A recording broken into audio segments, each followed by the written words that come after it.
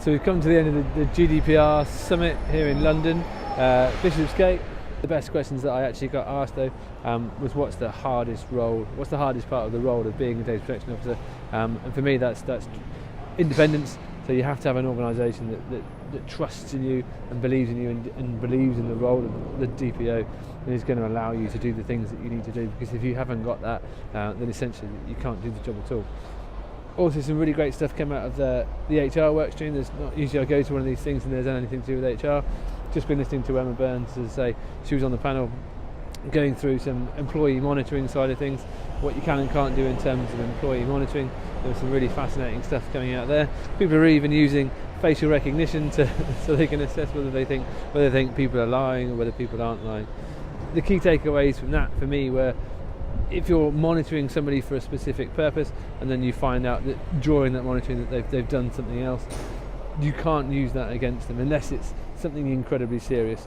Then you can't use it against them. If you're monitoring them for one purpose and you find out, for instance, on email that they've been rude or aggressive or abrasive or said something not very nice about their line manager, and that wasn't the purpose that you were looking at them for, you can't then use it to sack them and take it on with them. So make sure that you're clear about your employee monitoring purposes, what you're looking to do, what you're going to use it for, and how you're going to use it moving forward. And that's going to be really key for this. As I say, tomorrow we are having breakfast with the Direct Marketing Association. It's a media panel session, so there's going to be journalists there from a number of publications, from ITN, CNBC, Daily Mirror, and a variety of other things. We're going to be talking about GDPR in general, what it means for businesses.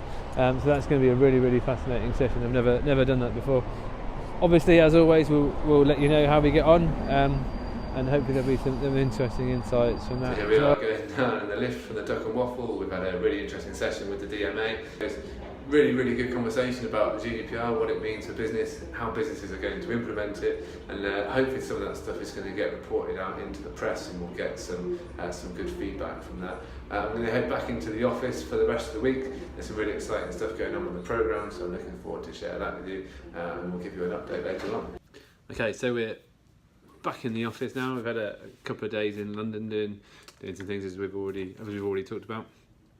One of the things that worked really well this week in the panel sessions that we carried out, and in the speaker session that I did, was actually I did 5 top tips for working with your data protection officer. So I thought it might actually be a really good idea to run you through those 5 top tips today. So these are my 5 top tips for working with your data protection officer. We are not the fun police. My friends always call me the fun police. I like to go mountain biking occasionally. My friends even call me the mountain biking fun police. Not all data protection officers are out here to stop you from having fun, to stop you from doing marketing. We're human beings. We want to help you. We want to be able to support you. We're the same as any other compliance function. We're here to look after the business, but we're also here to look after the customer as well. We want to make, well, personally, I want to make data protection as interesting and as enjoyable as possible. So please don't think of us as the fun police, and please do try and engage with the data protection officer and make sure you use them to the best of their abilities. Let us get involved, and I'm talking about getting involved from the very, very beginning. So often in my job, I get requests through from different departments, from the marketing team, or from IT, or from one of the project teams. Richard, can you have a look at this? Richard, can you have a look at that? We'd like to trial this. We'd like to test this new process. We'd like to carry out this campaign. More often than not, there are things that we can do, and very often the things that they want to do are absolutely fine. The important thing is if they come to you at the very beginning, so if you go to your data protection officer at the very beginning, we can help build those processes, we can help build those campaigns, we can encourage you to do data protection by design and privacy by design, and that can actually make your activity better.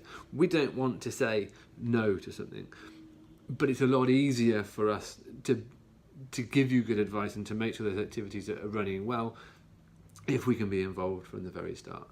The GDPR requires people to now carry out data protection impact assessments, and those should be carried out at the very, very, very beginning. So at the inception of the idea, you should do a data protection impact assessment. If you're getting your data protection officer involved at that point, then you're going to be in a really good position moving forward to make sure that you're compliant. Ask us questions.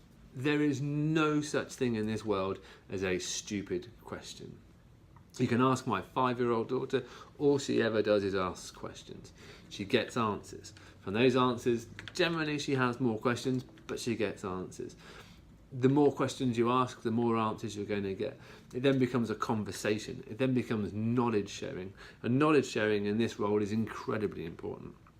As I say before, the data protection officer is here to help you, is here to support you, is here to support the business as much as it is there to make sure that you're adhering and being fair with the customer's rights.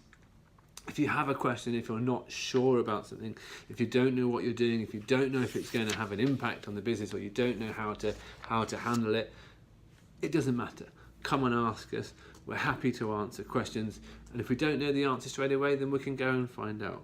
But don't be afraid to ask us questions. Tell us when something goes wrong. I learnt this from a very young age with my own mother, that when something's gone wrong, the worst possible thing you can do is pretend that it never happened. Eventually, the truth will come out, and it's always 100 times worse than it needed to be.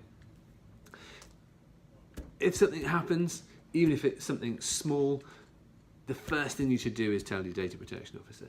Even if you're not sure if it's important or if it's serious enough to tell the data protection officer, it doesn't matter. If you have a breach reporting system, if you have an incident reporting system, use it. Use it for those small incidents. Use it for an email that's been sent to the wrong place. Use it if you've sent a piece of customer comms out in the post and it's gone to the wrong address. However small it is, it doesn't matter. The sooner we know about these things, the easier they are for us to manage. And in some instances, what seems like a very small incident can actually roll up to be something quite serious.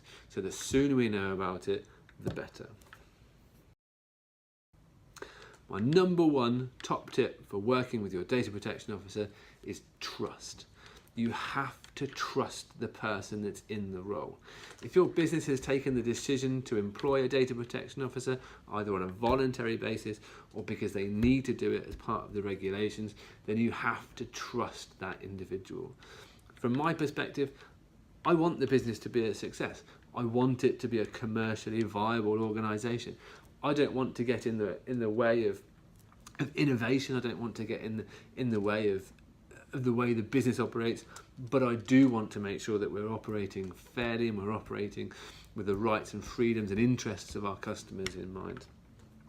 You have to trust us that we know what we're talking about. We're not telling you these things, and we're not telling you not to do things for our own benefit. We're telling you these things because this is where we're trained, this is the things that we understand, and this is what the legislation says, the regulation says, and this is what's imparted on us by law. If you don't trust your data protection officer, you're never going to be able to get anywhere. And that goes all the way down to the point where the data protection officer is an advisor. We are here to advise the business, advise organisations. It is down to the business to decide whether it takes on that advice. But you have to trust us. And if you're not comfortable with that, then you have to document why you didn't want to listen to the advice that we provided. And that's incredibly, incredibly important. I think I've already said earlier on in this vlog that I got asked the other day what the hardest part of being a data protection officer was, and the hardest part of this role is independence. It's finding a place in the organisation where you can be independent, where you can be trusted, where you can be listened to, but you're also given access to the highest possible levels of management. Personally, I have a direct reporting line through to the group risk committee. And on there we have a number of non-execs, and they hold the business accountable. And that's my reporting line. That's where I get my independence, and that's where the business shows me that they trust the advice that I give. So those are my 5 top tips for working with a data protection officer. If you have any questions, if there's anything else that you'd like me to elaborate on, please let me know. And obviously we can do a blog on that as well. But for this week, that's it. I'm out, and I'm looking forward to catching up with you next week. Cheers.